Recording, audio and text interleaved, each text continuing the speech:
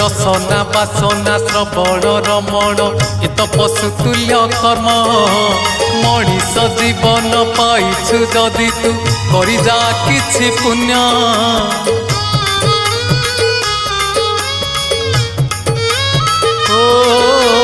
रसना बासना श्रवण रमण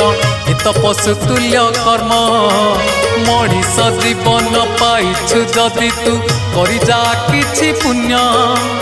एई माटी देह बौड़ा गाई